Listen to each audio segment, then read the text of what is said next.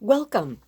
I'm really glad to join you in the prayer room of the Climb Above Addiction event. My name is Marcia Morris, and I am the coordinator of what we call the Caring Campus Coalition at Plymouth State University in the Office of Spiritual Reflection and Care of United Campus Ministries. I'm also a woman in long-term recovery, which for me means that I have not had a drink or a drug since August 15th, 1988. So I am here with a message of hope to tell you that if you are struggling with an addiction, there is a way out. And it is a way out not just for 1 hour or 1 day, but for a lifetime. I have 3 decades of abstinent sobriety, and if I can do it, I know you can do it too. Unfortunately, we're living in especially difficult times. Alcoholism and addiction are diseases of isolation. They thrive in conditions of secrecy and in hiding. We begin to recover when we see the light of dawn. And behind me, you'll see one of my founding philosophers, a guy by the name of Henry David Thoreau. This is my home altar to the deep value of something that I'm going to call constructive solitude. As you know, Henry David Thoreau spent 2 years on the shores of Walden Pond in a little cabin in the woods, away from the hurry and bustle of the world.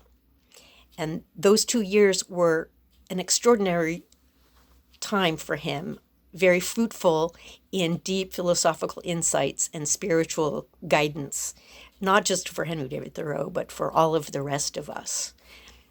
The picture of him that I have has a quote for him. It says, it encourages us to rise before dawn without care and seek adventure.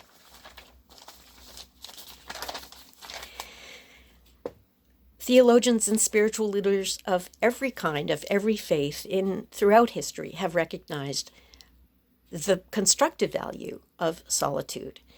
And so I would encourage you to meditate on that and attempt to strive for it, since we have no other option, many of us, during these difficult times. The theologian Paul Tillich said, "Our language has created the word loneliness to express the pain of being alone. But it has created the word solitude to express the glory of being alone." I think the challenge for those of us in recovery during these times is to find a way to be comfortable inside ourselves and to connect with the divine, whatever you may call that, whatever you may conceive that to be, in order to find the strength that we need to get through.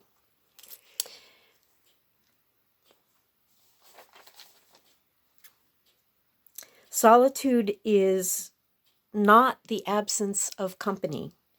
It is the moment when our soul is free to speak to us and to help us decide what to do with our life.